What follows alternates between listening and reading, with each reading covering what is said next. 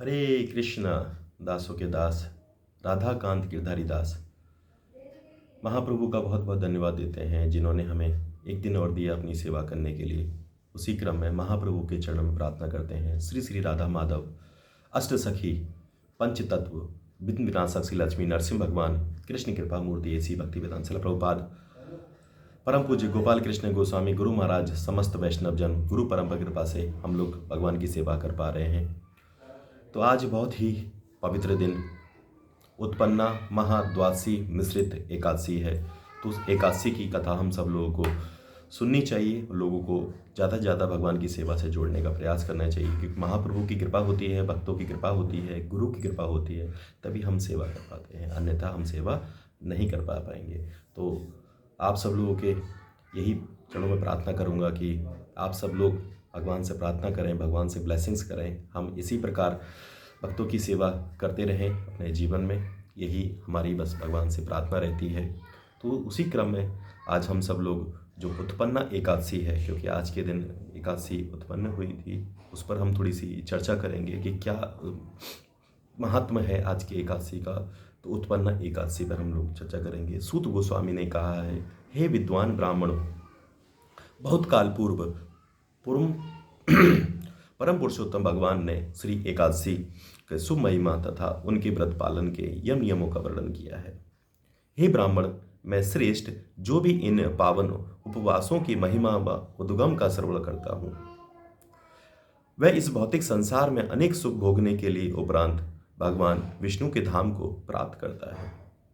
प्रथापुत्र अर्जुन ने भगवान से पूछा, हे जनार्दन, एकादशी के दिन पूर्व उपवास करने या फिर केवल एक बार भोजन ग्रहण करने से क्या लाभ है? इस व्रत पालन के क्या नियम हैं? और कृपया आप मुझे वृतांत इसका सुनाएं। परम पुरुषोत्तम भगवान कृष्ण ने उत्तर दिया, हे अर्जुन, उत्तरी गोलार्ध में शीतकाल के प्रारंभ में मार्गशीर्ष मास यानी कि नवंबर दिसंबर में कृष्ण पक्ष में आने वाली एकादशी पर एक नवभक्त को एकादशी व्रत करना प्रारंभ करना चाहिए। व्रत में एक दिन पहले दसवीं पर अच्छे से दांत साफ करने चाहिए। जो दसवीं के 8वें प्रहर में सूर्यास्त होने वाला हो तो उसे रात्रि का भोजन ग्रहण करना चाहिए। अगली सुबह भक्त को एकादशी के दिशा निर्देशों के अनुसार पालन करने का संकल्प करना चाहिए। अपराह्न में उसे नदी, तालाब या सरोवर में स्नान करना चाहिए। नदी में स्नान करना सबसे उत्तम माना जाता है। भक्तों को माता पृथ्वी के नामों का उच्चारण कर इस प्रकार प्रार्थना करनी चाहिए, हे अश्वक्रांते, हे रथक्रांते, हे विष्णु क्रांते, हे वसुंधरे, हे मुक्त के, हे पृथ्वी माता, कृपया मेरे पूर्व जन्मों में अर्जित पापों का नाश करें ताकि मैं परम भगवान के धाम में प्रवेश कर सकूं। इस प्रकार उच्चारण करते हुए भक्त को अपने शरीर पर मिट्टी का लेप लगाना चाहिए।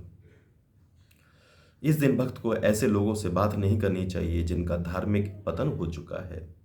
ऐसे मलेच्छ यानी कि जो कुत्तों का भक्षण करते हैं उनसे दूर रहना चाहिए।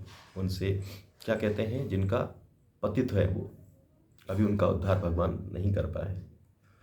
ऐसे चोरों से, पाखंडियों से, निंदकों से बचना चाहिए आज के दिन। यदि वह ऐसे व्यक्तियों का संग भूलवश कर लेता है तो उसे सूर्य की ओर प्रत्यक्ष मुख करके स्वयं को शुद्ध कर लेना चाहिए। तत्पश्चात भक्तों को अति उत्तम भोग, पुष्प आदि से परम पुरुषोत्तम भगवान की आराधना करनी चाहिए तथा भगवान गोविंद का दीपक अर्पित करना चाहिए। एक दिन के समय सोना नहीं चाहिए तथा यौन संबंध से पूर्णतः बचना चाहिए। समस्त खाद्य पदार्थ एवं जल से उपवास करके उससे उत्साहपूर्वक भगवान की महिमा का गान करना चाहिए और पूर्ण रात में भगवान की प्रसन्नता के लिए वाद्य यंत्रों के साथ कीर्तन करना चाहिए तथा भगवान से अपने अपराधों हेतु क्षमा याचना करनी चाहिए। भक्ति में गंभीर भक्तों को शुक्ल तथा कृष्ण पक्ष दोनों में आने वाली एकादशियों का उत्तम रूप से पालन करना चाहिए। जब उन पुण्यों का वर्णन सुनो तो उन एकादशियों का पालन द्वारा उनका प्राप्त करना बहुत ही जरूरी है। व्यक्ति द्वारा शंखोद्वार नामक पवित्र तीर्थ, जहाँ भगवान ने शंखासुर नामक असुर का वध किया था, तथा भगवान गदाधर के दर्शन से प्राप्त हुए एकादशी के दिन व्रत पालन में पुण्य प्राप्त पुण्यों का छठा भाग है। ऐसा माना जाता है कि सोमवार के दिन आने वाली पूर्णिमा के दिन दिया गया दान साधारण दान से 1000 गुना अधिक होता है। संक्रांति के दिन दिया गया दान साधारण दान से 4 गुना अधिक पुण्य दाता है। फिर भी व्यक्ति को एकादशी के दिन व्रत पालन करने मात्र से ही सभी पवित्र पुण्य प्राप्त हो जाते हैं। साथ ही सूर्य या चंद्र ग्रहण पर कुरुक्षेत्र में प्राप्त पुण्य भी उसे प्राप्त होते हैं। एकादशी के दिन व्रत पालन करने वाले श्रद्धालु लोगों को अश्वमेध यज्ञ में से 100 गुना अधिक पुण्य प्राप्त होता है। वेदों में परंपरागत ब्राह्मणों को 1000 गौएं दान करने से व्यक्ति को जो पुण्य प्राप्त होता है उसके 10 गुने से भी अधिक पुण्य उसे एकादशी व्रत पालन करने से होता है। जो व्यक्ति एक ब्रह्मचारी के पालन पोषण का दायित्व लेता है वह उस दिन से 10 गुना अधिक पुण्य प्राप्त करता है। जो स्वयं अपने घर में 10 विद्वान ब्राह्मणों का पालन पोषण करता है परंतु एक ब्रह्मचारी के भरण पोषण में भी 1000 गुना अधिक पुण्य एक दरिद्र व विद्वान ब्राह्मण को भूमि दान देने में प्राप्त होता है और उससे भी अधिक 1000 गुना अधिक एक उत्तरदायी युवा व शिक्षित व्यक्ति के विवाह में अपनी कुंवारी कन्या देने में पुण्य प्राप्त होता है। उससे भी 10 गुना अधिक पुण्य बच्चों के बिना किसी प्रतिफल के उचित रूप में आध्यात्मिक पथ पर चलने की शिक्षा प्रदान करने से उसे मिलता है।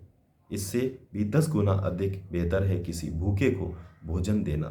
वास्तव में किसी दरिद्र को देना सबसे उत्तम है और इससे बेहतर दान न हुआ है और न होगा। हे कुंती पुत्र, जो व्यक्ति दान में खाद्य पदार्थ देता है उसके सभी पूर्वजों में जो स्वर्ग लोक में है वह संतुष्ट होते हैं, परंतु एकादशी के दिन पूर्ण उपवास के पालन की कोई तुलना नहीं है। हे कुरुश्रेष्ठ अर्जुन, इस पुण्य को शक्तिशाली प्रभाव देवताओं के लिए भी अकल्पनीय है। इसका आधा फल उसे प्राप्त होता है जो एकादशी के दिन मात्र रात्रि को भोजन करता है। इसलिए व्यक्ति को भगवान हरि के दिन पूर्णतः उपवास करना चाहिए या फिर अनाज दालों से परहेज करते हुए मध्यकाल में एक बार भोजन करना चाहिए। जो कोई भौतिक कष्टों से रक्षा चाहता है उसे एकादशी व्रत का पालन करना चाहिए। एकादशी के दिन व्यक्ति को शंख से जल नहीं पीना चाहिए। हे अर्जुन, मैंने तुम्हारी जिज्ञासा अनुसार व्रत पालन के तरीके का वर्णन किया। तब अर्जुन ने पुनः प्रश्न किया, हे भगवान, आपके कथानुसार 1000 वैदिक यज्ञ भी एकादशी के व्रत पालन की समानता नहीं कर सकता। ऐसा कैसे हो सकता है कि एकादशी समस्त दिवसों में अत्यंत गुणात्मक है? भगवान कृष्ण ने उत्तर दिया, सतयुग में मुर नामक एक भयानक राक्षस था जिसने समस्त देवताओं यहाँ तक कि स्वर्ग के राजा इंद्र, सूर्यदेव, विवस्वान, 8 वसुओं, ब्रह्मा, वायुदेव, अग्निदेव को परास्त कर दिया था। उसकी शक्ति से नियंत्रित देवराज इंद्र शिव के समक्ष जाकर बोले, हे भगवान, हम सभी देवों का अपने लोक से पतन हो गया है और हम पृथ्वी पर निशाय विचर कर रहे हैं। हम इस यातना से किस प्रकार राहत पा सकते हैं? हमारा प्रारब्ध क्या होगा? शिव जी ने उत्तर दिया, हे देवश्रेष्ठ, सब भगवान विष्णु के धाम जाएं, जहाँ समस्त लोगों के स्वामी तथा आश्रय जगन्नाथ वास करते हैं। वे समस्त शरणागतियों की रक्षा हेतु सदैव तत्पर रहते हैं। भगवान कृष्ण ने आगे बताया, हे धनंजय, शिवजी से ऐसा सुनकर समस्त देवतागण उस स्थान पर जहाँ भगवान जगन्नाथ विश्राम कर रहे थे, इंद्र के नेतृत्व में समस्त देवतागण हाथ जोड़कर इस प्रकार प्रार्थना करने लगे, हे परम पुरुषोत्तम भगवान, असुरों के शत्रु, हे भगवान, मुर नामक असुर से भयभीत होकर हम आपकी शरण में आए हैं, कृपया हमारी रक्षा करें। हे जगन्नाथ, आप समस्त जगत के सृष्टा हैं, आपके आश्रयदाता, पालनकर्ता व संहार करता है। आप समस्त देवों के परम सहायक हैं। एकमात्र आप ही पृथ्वी, आकाश तथा सर्वलोक के असीम सुखचिंतक हैं। आप ही शिव, ब्रह्मा तथा तीनों लोकों के पालनकर्ता विष्णु हैं। आप ही सूर्य, चंद्रा व अग्नि की देवता हैं। आप ही शुद्ध घी, यज्ञ, पवित्र अग्नि, मंत्र, अनुष्ठान, पुरोहित तथा तप का मूल उच्चारण है। आप ही स्वयं यज्ञ, उसके प्रयोजन व यज्ञ के परम भोक्ता हैं। स्वयं यज्ञ, उसके प्रयोजन व यज्ञ के परम भोक्ता है। तीनों लोकों में कोई भी चल या अचल वस्तु आपसे स्वतंत्र नहीं है। हे परम गुण्य, भयभीत प्राणियों को आश्रय प्रदान कर हमारा उद्धार करें। हम देवों की रक्षा कीजिए। भगवान कृष्ण ने पुनः कहा। देवतागण को यह सुनकर परम पुरुषोत्तम भगवान विष्णु ने उत्तर दिया, वह असुर अत्यंत मायावी शक्तियों का स्वामी है। यही कारण है कि वे देवताओं को परास्त करने में सक्षम हो गया है। उसका नाम क्या है? वह कहाँ रहता है? वह उस शक्ति के आश्रय कहाँ से प्राप्त होता है? हे इंद्र, निर्भय होकर कहो। इंद्रदेव ने उत्तर दिया, हे परम भगवान, हे देवों के स्वामी, आप शुद्ध भक्तों के हृदय में भय को दूर करने वाले हैं। एक बार ब्राह्मण कुल में नरजिंगा नामक एक शक्तिशाली असुर हुआ, जो देवताओं को नाश करने के लिए पूर्णतः समर्पित था। मुर नामक दुष्ट पुत्र उसी का था।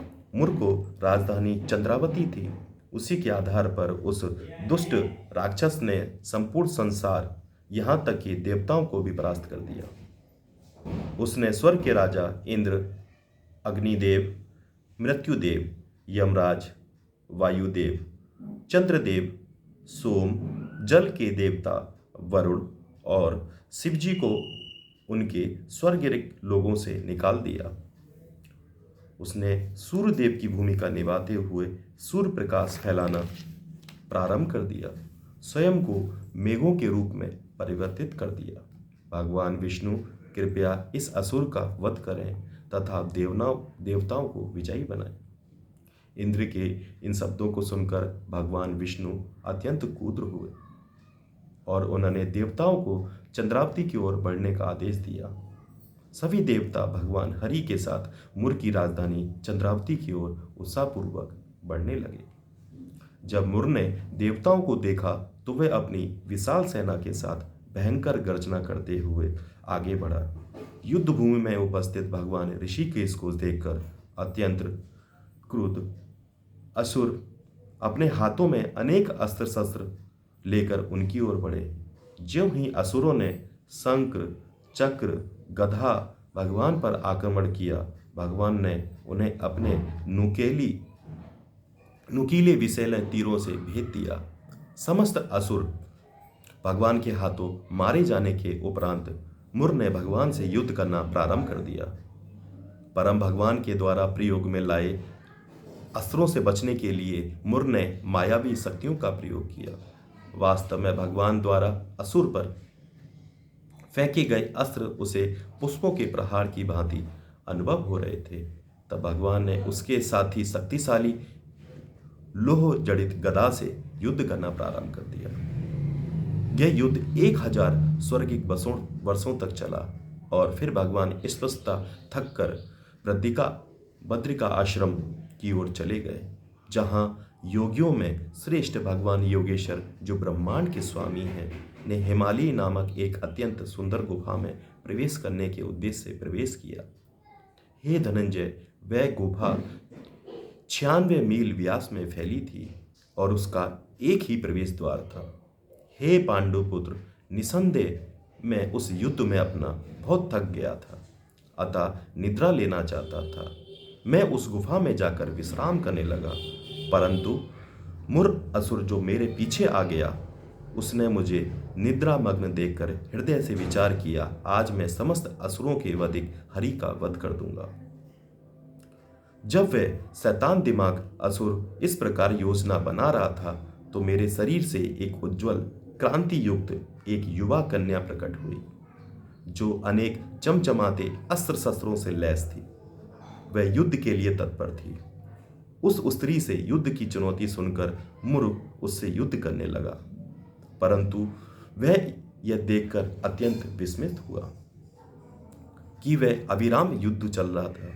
तब असुरराज ने क्रोधित होकर कहा, किसने यह भयावह स्त्री का सृजन किया है जो बिजली की भी शक्ति से मुझ पर प्रहार कर रही है। यह कहते हुए वह पुनः युद्ध करने लगा, पर अचानक उस देव्यमान देवी से उनके समस्त अस्त्रों को नष्ट कर दिया। मुर जब उस पर प्रहार करने दौड़ा तो उसने मुर का सिर धड़ से अलग कर दिया। इस प्रकार वे असुर यमलोक सिधार गए। फिर भगवान निद्रा से जगे थे। उन्होंने मुर असुर का मृत शरीर तथा साथ ही कन्या को कर्मरत नतमस्तक अवस्था में अपने समक्ष पाया। ब्रह्मांड के स्वामी ने मुख पर विस्मयकारी भाव लाते हुए कहा है, अरे इस दुष्ट असुर का वध किसने किया? इसने तो देवों, मरुतों, गंधर्वों व स्वयं इंद्र को भी सरलतापूर्वक परास्त कर दिया। इसने मुझे भी विजय नहीं होने दिया और इसी के भय से मुझे इस गुफा में छिपना पड़ा। ऐसा कौन है जिसने इस असुर से मेरी रक्षा की? कन्या ने कहा, आपके दिव्य शरीर से प्रकट होकर मैंने ही इस असुर का वध किया है। हे भगवान हरि, भगवान मैं आपको निद्रामग्न देखकर यह आपको क्षति पहुंचाना चाहता था, इसलिए इस कंटक का अभिप्राय जानकर मैंने इसका वध कर दिया और इस प्रकार समस्त देवताओं को भयमुक्त कर दिया। मैं आपकी महान शक्ति हूँ, आपकी अंतरंग शक्ति जो आपके समस्त शत्रुओं के हृदय में भय उत्पन्न करती है। हे प्रभु, कृपया मुझे बताइए कि इस असुर के वध से आप इतने चकित क्यों हैं? परम पुरुषोत्तम भगवान ने कहा, हे पाप रहित, मैं ये देखकर अत्यंत संतुष्ट हूँ कि आपने इस असुर का वध कर दिया। इस प्रकार आपने देवताओं को प्रसन्न, समृद्ध और आनंद से परिपूर्ण कर दिया। मैं आपसे प्रसन्न हूँ, जो चाहो वो आप मांग सकते हैं। कन्या ने कहा, हे भगवान, यदि आप मुझसे प्रसन्न हैं तो मुझे वर अथवा वह शक्ति प्रदान कीजिए जिससे मैं आज के दिन उपवास करने वाली व्यक्ति को महान पापों से मुक्त कर सकूं। जो व्यक्ति मेरे प्रकट दिवस पर संयमित इंद्रियों के साथ पूर्णता व्रत का पालन करे, वह सभी सुखों का भोग करने के उपरांत भगवान विष्णु के धाम चला जाए। जो कोई संध्या में या मध्याह्न में एक बार अन्न रहित रह भोजन करे, कृपया उसे धार्मिक मनोदृष्टि, समृद्धि तथा अंत में मुक्ति प्रदान करें। परम पुरुषोत्तम भगवान ने कहा, हे परम पवित्र स्त्री, आपकी प्रार्थना मुझे स्वीकार है।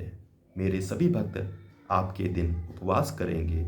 इस प्रकार तीनों लोकों में आपकी ख्याति फैलेगी और अंततः मेरे साथ मेरे धाम आकर वास करेंगे।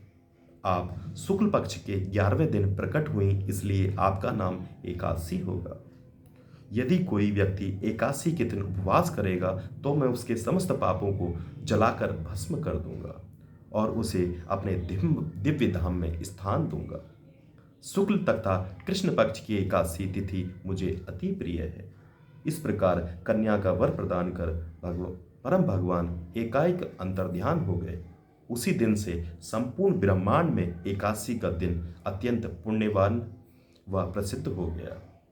अर्जुन एकादशी व्रत का गंभीरता पूर्वक पालन करते हुए व्यक्ति के सभी शत्रुओं का मैं नाश करने वाला हूँ व सर्वोच्च लक्ष्य प्रदान करता हूँ। इस प्रकार मैं प्रथापुत्र, इस प्रकार मैंने एकादशी के उद्गम का आपसे वर्णन किया। जो स्वयं को भगवान विष्णु के प्रति समर्पित करते हैं, वे अपना समय एकादशी की महिमा के अध्ययन में लगाते हैं। वे यशस्वी हैं जो एकादशी के दिन कुछ भी न खाने का संकल्प लेते हैं और अश्वमेध यज्ञ का पुण्य प्राप्त करते हैं। इससे कोई संशय नहीं है। यदि कोई भक्त उपवास का फल प्राप्त करना चाहता है, उसे भगवान को चरणामृत ग्रहण करना चाहिए। भक्ति में एकादशी व्रत के पालन में बढ़कर अन्य कोई साधन है ही नहीं। तो हरि हरि बोल। तो परम पूज्य एकादशी मैया का आज के दिन प्रकट उत्सव उत्पन्ना एकादशी तो बहुत ही पवित्र एकादशी है। तो आप सब लोग बहुत ही पुण्यशाली, बहुत ही सौभाग्यशाली, बहुत ही पवित्र एकादशी का पालन करें और एकादशी के दिन ज़्यादा से ज़्यादा हमें भगवान के शास्त्रों का अध्ययन, हरि के नाम को अपने जीवन में अपनाना हमें प्रण करना चाहिए। तो जैसे कि आज हम सब लोगों ने पूरे महीना हम लोग क्या करेंगे, हम लोग गीता मैराथन कर रहे हैं। तो आप सभी भक्तों से मेरा हाथ जोड़कर यही प्रार्थना है कि आप सब लोग एक महीने में एक गीता, यानी कि पूरे साल में 12 गीता होती हैं, उनको अपने जीवन में अपने लोगों को देने का प्रयास करिए, प्रण करिए कि मैं एकादशी के दिन आज मैं यही प्रार्थना करूंगा कि अपना वही है जो आपको भव से पार लगाए। तो इसलिए आप सभी से दासों के दास यही प्रार्थना करेगा, यही करना चाहते हैं कि आप सब लोग हरि के नाम से जुड़ें, इस हरि के नाम को अपने जीवन में जोड़ें, एकादशी के दिन व्रत रहा करें और अपनों को भी व्रत से जोड़ने का प्रयास करा करें। यही मेरी आपसे प्रार्थना है, आपके चरणों में प्रार्थना करता हूँ। अगर आप लोग चाहते हैं कि आपके नंबर पर नित्य श्रीमद् भगवद गीता का श्लोक, शाम को कृष्ण कथा मिलती रहे, तो आप 9411166837 पर हरे कृष्णा भेजें। दासों के दास सेवा में तत्पर रहता है और आपसे बस यही प्रार्थना करना चाहता है कि आप भक्ति में आगे बढ़ने के लिए हमें भक्तों का संग चाहिए, तभी हम भक्ति में आगे बढ़ पाएंगे।